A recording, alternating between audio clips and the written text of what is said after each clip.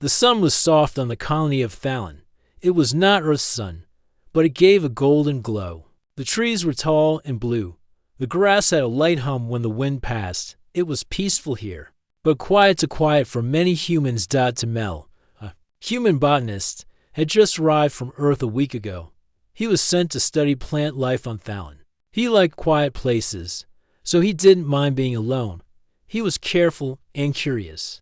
His job was to learn how the plants grew and, if they could, help humans live better. Tomel stayed near a small border village where humans and the native people of Thalon lived near each other. The humans called the natives Thalons, but they had their own names. Most Thalons did not speak to humans. They stayed with their own kind and watched from far away. One morning, Tomel walked toward the edge of the village to study some blue leaf trees. There, near a small garden, he saw her. She was tall and thin, with skin like soft stone. Her arms were long and ended in 3 fingers. Her eyes were silver, wide, and calm. She wore a robe made of plant fiber that flowed like water. She knelt in the garden, gently touching a glowing flower. The flower opened slowly, like it knew her touch. Tomel stopped walking. He had never seen a Thalon so close. She was not like the others who looked away. She did not move or hide. She looked up at him for a moment. They just looked at each other. Then Tomel gave a small wave and said, "Hello." The Thalon woman tilted her head. Then, to his surprise, she said softly, "Hello." Her voice was quiet, like a breeze in tall grass. Tomel smiled. "I'm Tomel. I study plants." She looked down at the flower in her hand. "I know." He blinked. "You do." She nodded. "You walk by every morning. You do not step on roots." That made Tomel laugh a little. "I try not to. Roots are important." She stood up slowly. "I'm Nara," she said. They stood in silence for a few seconds. Then Tomel pointed at the glowing flower. "What's that called?" Nara looked at the flower, then back at him. "It has no name in your tongue, but it listens when it hears calm." "Calm?" Tomel asked. She bent down and touched the flower. Again, she hummed a low note. The petals moved gently. "It grows better with calm sound." Tomel's eyes widened. "That's amazing. Can I learn from you?" Nara blinked. She looked unsure. "Why?" "Because you know more than any book I've read here, and I think your garden is the most beautiful place I've seen on this world." Nara looked away. "Others do not say so." Tomel didn't answer right away. He knew humans and Thalons didn't talk much. There were rules, some humans said. Thalons were strange. Some Thalons said humans rushed too much and broke things. But Tomel didn't feel that with Nara. He said, "Maybe they don't look close enough." Nara didn't reply, but she didn't walk away either. From that day, Tomel began to visit the garden each morning. He didn't bring tools. He only brought questions. Nara answered when she wanted to, and sometimes just showed him by doing. She never hurried. She spoke little, but when she did, her words had weight. Tomel learned the flowers that open only at night. He learned how vines on Thalon curled around music. He saw Nara talk to roots in a language he could not understand, but the plants always listened. One morning, he brought a small speaker from his lab. It played soft earth music, no words, just sound. He set it near a circle of pale red plants. Nara watched quietly. The plants leaned slightly toward the sound. Nara said, "Your music is fast, but kind. Do you like it?" Tomel asked. Nara nodded once. "It is warm." They listened together for a while. Tomel noticed the sunlight made Nara's skin look silver green. Her eyes didn't blink like human eyes, but they held something deep. Not fear, not coldness, just stillness. "Do your people work with plants too?" he asked. "Some, but most do not come to the edge." "Why not?" "They think humans do not see us clearly." Tomel thought about that. "Maybe some don't, but some try." Nara looked at him. "You try." "Yes." That day, Nara showed him a fruit he had never seen. It was purple and soft, with tiny lights under the skin. When cut, it glowed for a few minutes, then faded. She said it was called Silena, and it helped with sleep. Tomel wrote it all down, but more than the fruit, he remembered how gently she handled it. like it was alive in a way he couldn't explain. As days passed, more humans noticed Tomel spending time with Nara. Some gave strange looks. One man from the colony said, "You're wasting time with that rock woman." Tomel didn't answer. He didn't like the way the man said it. Nara wasn't a rock. She was more alive than most people he knew. But Tomel didn't tell Nara what others said. He didn't want to hurt her. Instead, he came to. Each morning, the golden sun rose over the hills of Thallon.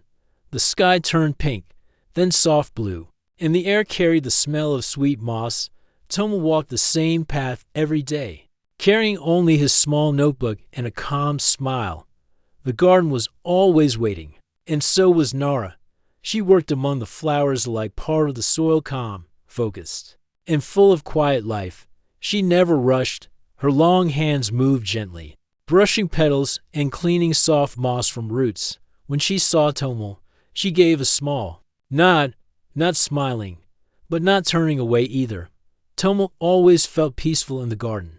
Even though he didn't understand everything, there was something in the way Nara worked, something that reminded him of old earth forests and quiet lakes. "Is this flower new?" he asked one morning, kneeling beside her. Nara glanced at the plant. It had 3 green leaves and 1 small red bud.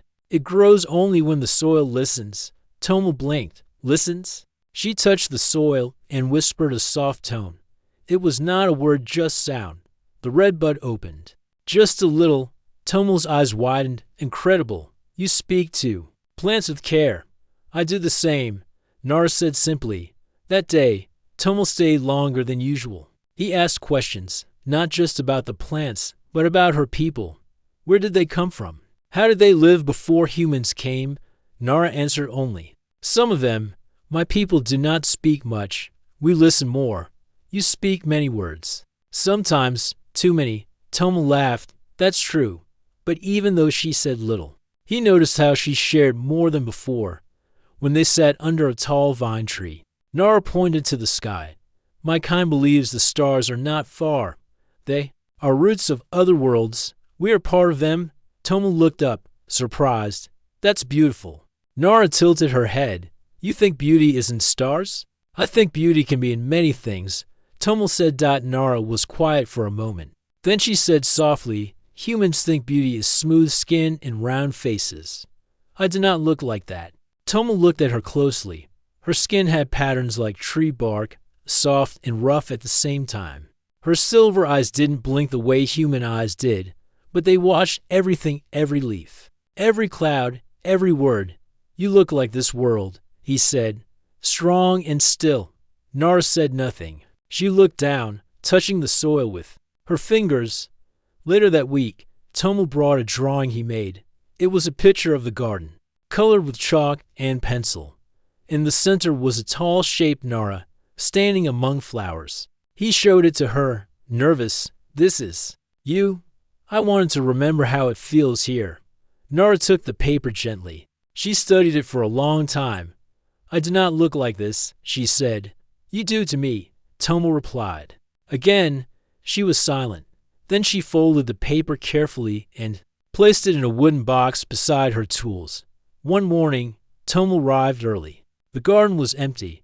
He waited. After some time, Nara came walking slowly from the far hill. Her steps were quiet. She carried a bundle wrapped in leaves. "I was collecting dew fruits," she said. "They only fall before sunrise."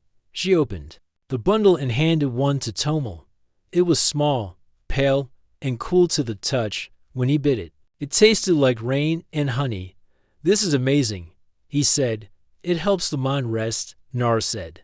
"We eat it before deep thinking." Tomel nodded. "Thank you." They sat under a vine tree and ate the fruit slowly.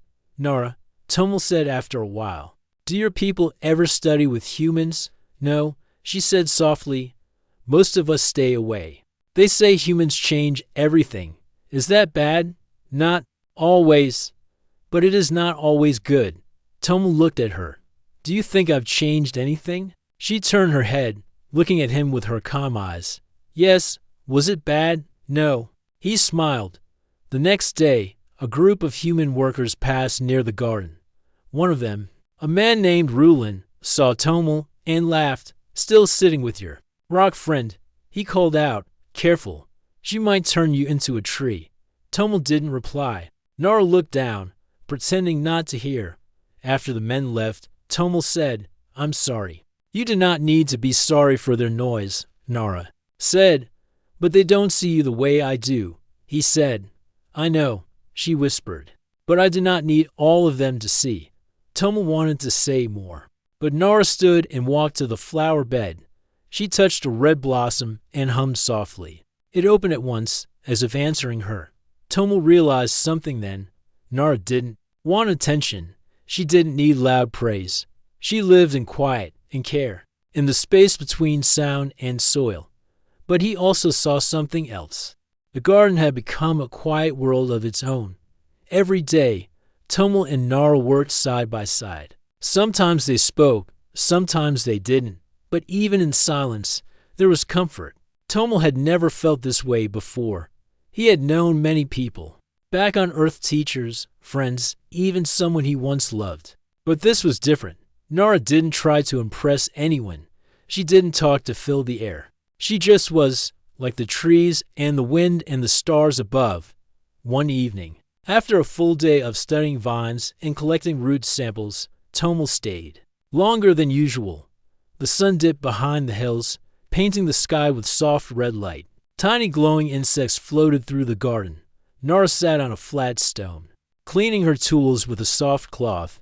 Tomal sat nearby, holding a notebook but not writing. He kept looking at her hands, how carefully they moved, how steady they were. Finally, Nara looked up and said quietly, "You are watching again." Tomal blinked. "Oh, I'm sorry. You do it often." He smiled a little. "I know. I guess I can't help it." There was a pause. Then Nara said, "I do not understand why." Tomal tilted his head. "What do you mean?" She placed her cloth down and looked straight at him. The silver in her eyes shone in the fading light. Her voice was soft, almost like a breath. "I am not beautiful like human women." The words hung in the air, light but heavy.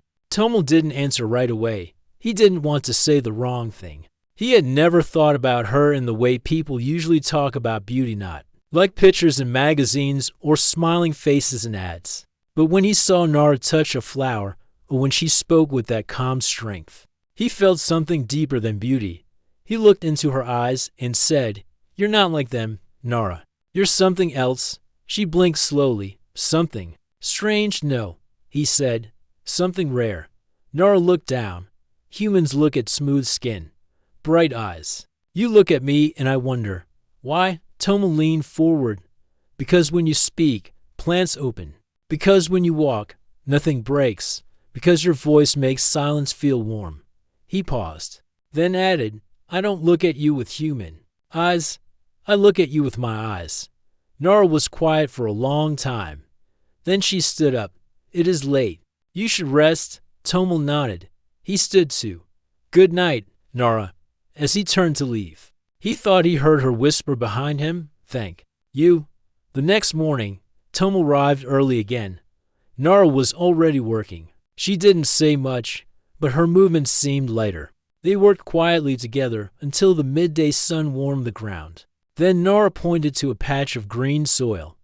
"There are new signs," she said. "Something grows below." Tomal bent down to study the area. "Can we dig?" "No, not yet. It must rise on its own." He nodded. "Like trust?" She looked at him, her eyes calm. "Yes, like trust. But peace never stays untouched for long." Later that week, someone from the human colony arrived. Her name was Dina, a young scientist from the central lab. She came with bright clothes, fast speech, and loud laughter. "I heard you've made a friend, Tomal," she said, looking round the garden. Tomal smiled politely. "This is Nara. She's helped me more than any guide." Dina glanced at Nara and gave a quick nod. "Interesting." Nara didn't reply. She continued her work. After Dina left, Tomal noticed that Nara's hands moved more slowly. Her posture seemed tight. "Are you okay?" he asked. "She sees me like a stone," Nara said. "Not like a person. She doesn't know you." Tomal replied, "But she speaks as if she does." Tomal sat beside her. "Let them say what they want. I see you clearly. Nara didn't answer, but she didn't walk away either. That evening, Tomo wrote in his notebook, she thinks she is not beautiful, but I see beauty in every careful step and every patient pause. In the way she listens to roots and never asks to be seen. He closed the book and looked out at the stars. He wondered if Nara ever dreamed about other worlds one day. Tomo found Nara sitting in a quiet corner of the garden. She was not working. She was just watching the sky. He sat next to her and asked, "What are you thinking?" She said, "I wonder why you return each day." Tomo smiled. "Because you're here." "But what if I were not?" she asked. "Would the garden still matter to you?" He thought for a moment. It would still be a garden, but it would not feel alive without you. Nara looked down at her hands. "My people say humans do not stay. They come, they learn, they leave. Some do," Tomo said, "but not all. Will you leave?" Tomo didn't answer right away. "I don't want to." For the first time, Nara looked unsure. "If you stay, they will talk. I know. They will not understand. I don't need them to." Nara stood up. Her long arms hung at her sides. "You speak kindly, but the wind changes fast." Tomo stood too. "Then let me stay until it does." They stood in silence. The sun dipped low again, casting golden light through the leaves. A breeze passed between them this time. It felt like the silence had cracked, not broken, but opened just a little, and something new was starting to grow. The sky over Fallon turned dark with rain clouds. The wind was cooler now. Seasons were changing. But Tomo still walked the same path each morning toward the garden. He carried a small pouch filled with samples and a folded paper with notes. Inside the paper was a drawing, his sketch of Nara among the flowers. He didn't show it to her again, but he kept it near, like a quiet promise. The garden looked different in the changing weather. Some flowers closed earlier, vines grew slower, but Nara moved through it with the same grace, her hands knowing what each plant needed. Tomo greeted her. "Good morning." Nara nodded. "The roots are sleeping earlier now. The earth speaks more slowly." Tomo smiled. "Even the planet is getting sleepy." He started pulling out his tools. But before he could begin, Nara spoke again. "Some of your people came to the village last night." Tomo looked up. "Why?" They asked questions. "About our people." "About you?" Tomo's face tightened. "What kind of questions?" "They asked if you were learning too much, if you were being influenced." Tomo sighed. "That's not fair. I've only learned from you. Isn't that what I'm supposed to do?" Nara looked at the soil. "They are afraid." "Afraid of what?" "Afraid of change. Afraid that humans might care too much about something not human." Tomo felt quiet for a moment.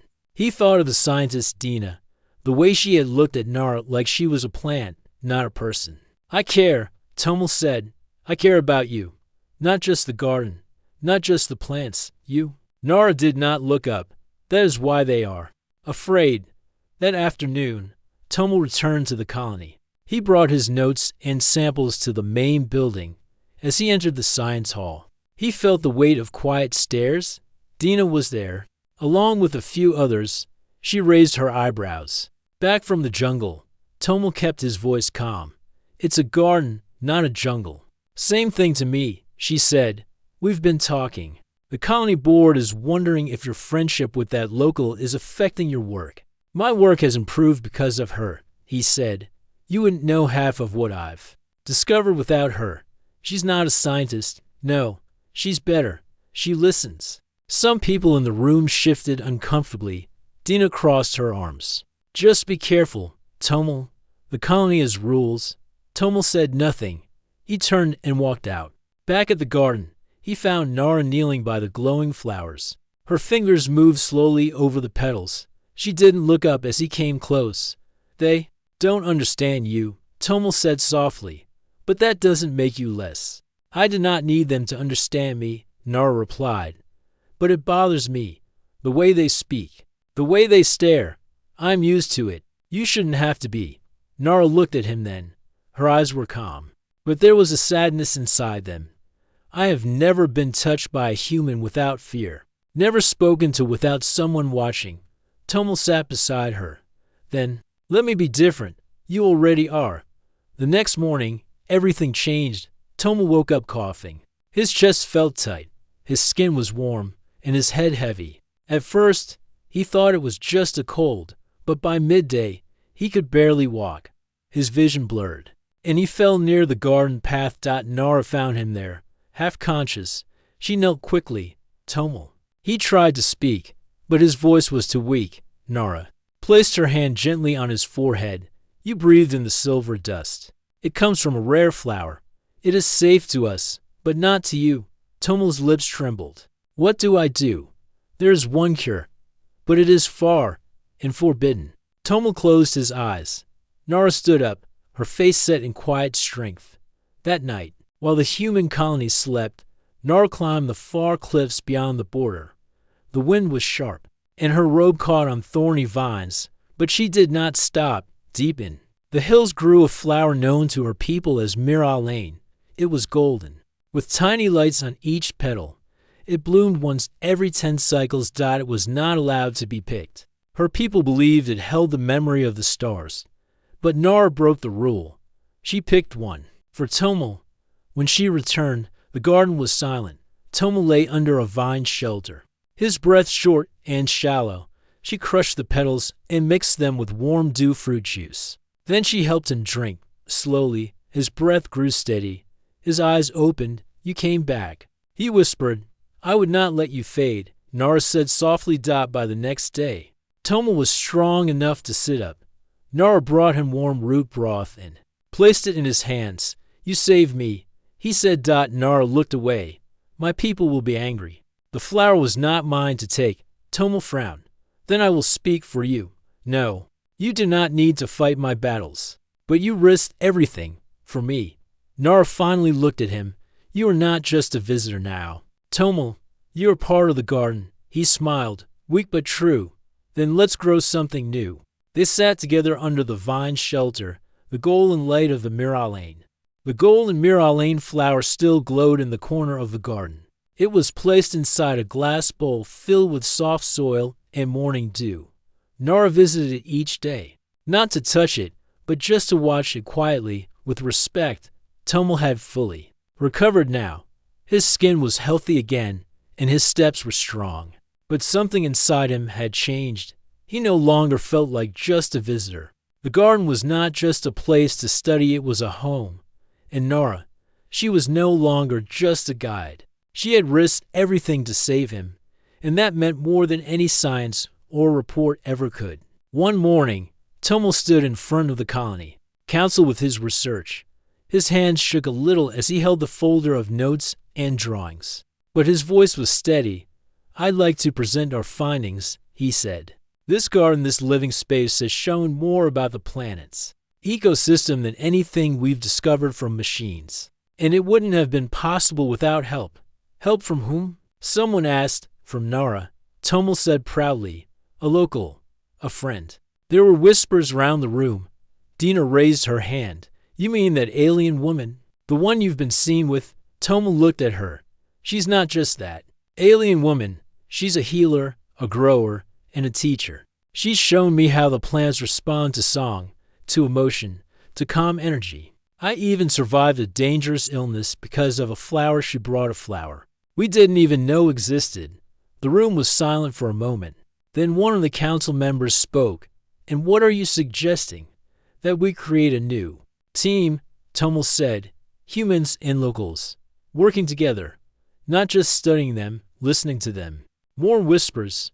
Is she willing to speak with us? Another person asked. Tomo nodded. If you speak with respect, yes. Later that day, Tomo walked back to the garden with slow steps. He wasn't sure how Nara would feel about what he had done. He found her sitting beside the Miralaine flower.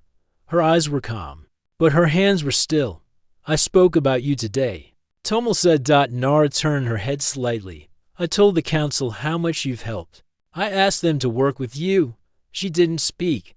I know I should have asked first, he added. But I want them to see what I see. Finally, Nara stood up. You offered my name to your leaders. I did. And what if they laugh? What if they say no? Then I'll still come back to this garden every day. She looked into his eyes. You speak like roots growing under stone, slow, but strong. He smiled. I'll take that as a good thing. Nara gave a small nod. We will wait and see. 3 days later, the council members came to visit the garden. One was an older man named Ramen, and the other was a woman named Tali. Both were quiet as they walked through the path with two Mel. Nara stood waiting, hands behind her. Back, good day, Ramen said. We've heard much about you. Nara bowed her head lightly, and I have seen much from you. Tali stepped forward. Tomel speaks highly of your knowledge. Would you be willing to share it? In a team, humans and Phalans together, Nara was silent for a moment. Then she asked, will this be sharing or taking? Tali blinked. Sharing. We hope. Then I will speak, Nara said. But only with those who listen like the earth listens. Quietly, slowly, fully. Ramen gave a short smile. That sounds fair. In the following weeks, something rare began to grow trust. More humans came to the garden. Not many, and not all at once, but enough. They watched as Nara worked. She showed them how to calm the vines with breath, how to read the color of the soil, how to use music to tell the time of a flower's bloom. Nara didn't speak much, but when she did, people listened. Tomel stood beside her during every visit, like a tall tree standing next to a quiet river. Some humans still whispered behind their backs. Some still didn't understand why a human man would spend so much time with a Phalan woman who looked so different, but Tomel didn't care, and neither did Nara. One day, a young child from the colony wandered into the garden. She had big eyes and carried a round toy in her hand. She saw Nara and ran up to her. Your eyes are shiny, the girl said. Nara blinked slowly. Yes, they look like stars. Nara knelt down. You think so? Yes. Can I sit here? Nara moved aside, and the child sat on the grass beside her. She placed the toy between them. Tomel watched from nearby, a small smile on his face. Later that evening, Nara said, that child did not fear me. Tomel nodded. Maybe the next ones won't either. Nara looked up at the stars. Maybe. At the edge of the garden, a small dome was built. It became a shared lab, half Earth equipment, half Phalan tools. Inside, both groups worked together.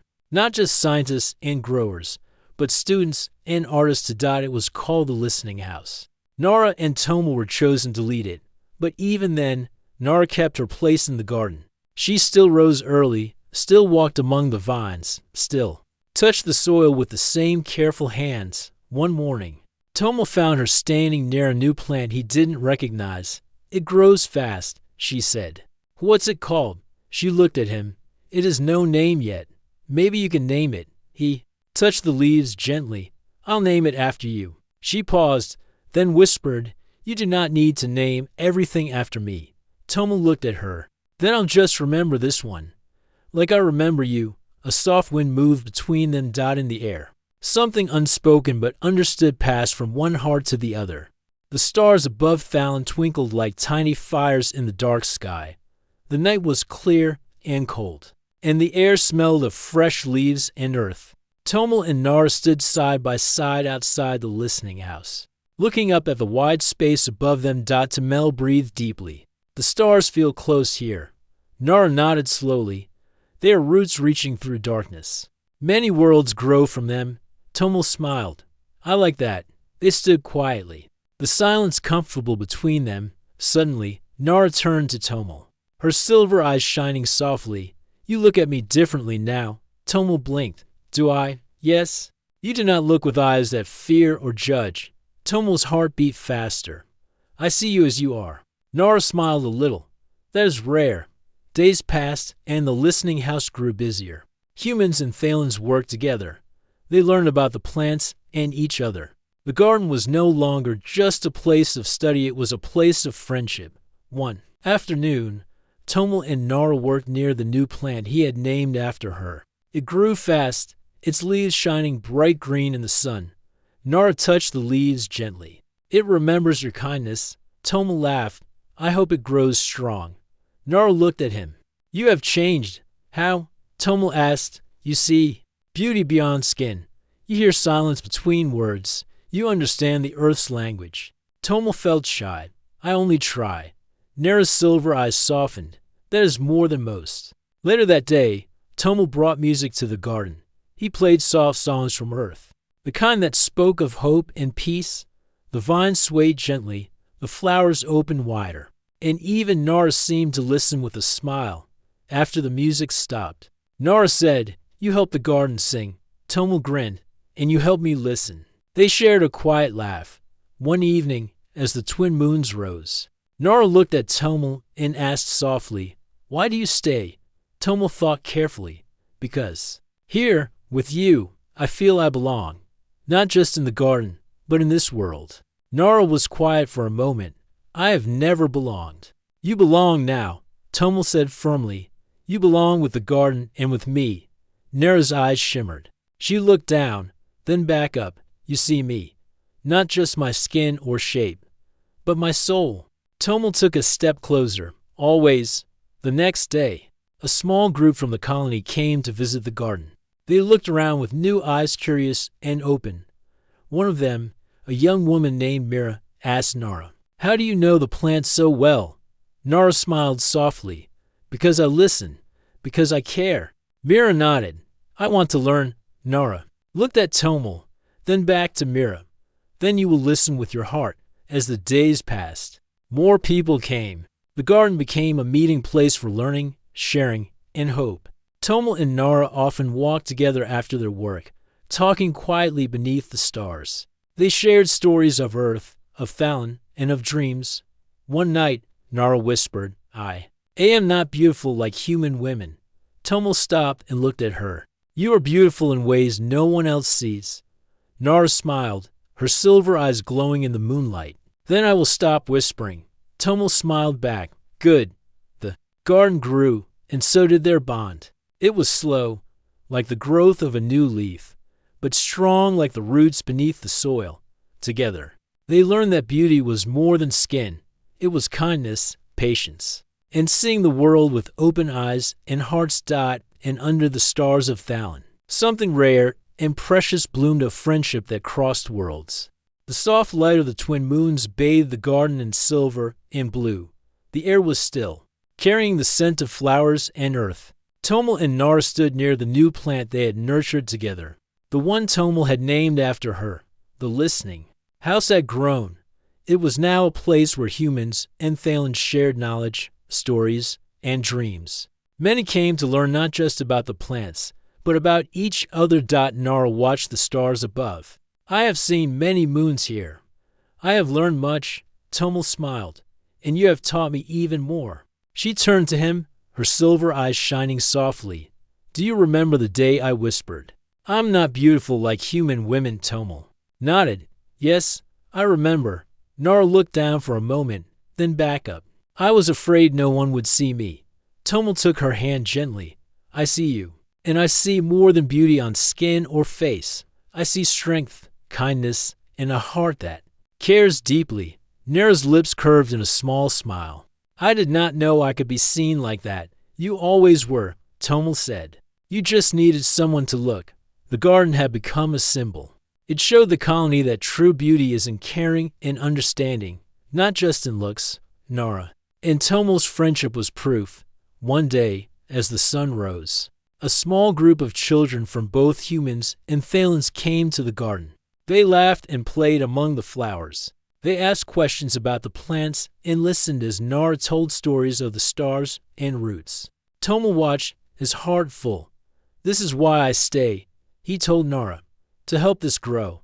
Nara nodded. "To help us all grow." Weeks later, the colony leaders gathered again. This time, they spoke differently. They spoke of peace, friendship, and shared futures. Tomal and Nara stood side by side as the leaders announced a new plan or program to explore other worlds. Together, humans and Thalens will journey beyond Thalen, the leaders said. Together. Nara looked at Tomal. "Do you think we can grow new gardens on other stars?" Tomal smiled. "I know we can." As preparations began, Tomal and Nara spent their last days in the garden they loved. They walked slowly, touching the plants, saying goodbye in their own quiet way. One evening, under the soft glow of the Miralaine flower, Nara spoke again. Will they still see me as strange on other worlds? Tomal took her hand. Some might, but I will always see you as you are. She looked at him, eyes full of trust. Maybe one day, Tomal said, people everywhere will see beyond skin and shape. Nara smiled, a quiet hope growing inside her. The day came to board the starship. Tomal and Nara stood at the gate, ready to leave the only home they had known. Nara looked at her reflection one last time. Her skin still had the patterns of Fallon. Her eyes still shone silver. She whispered, I'm not beautiful like human women. Tomal took her hand. No, you are something far rarer. Together, they stepped onto the ship. The doors closed. Behind them was a soft hum-dot as the starship lifted into the sky. The garden below glowed softly in the morning, let a promise of new life, new friends, and new worlds to come.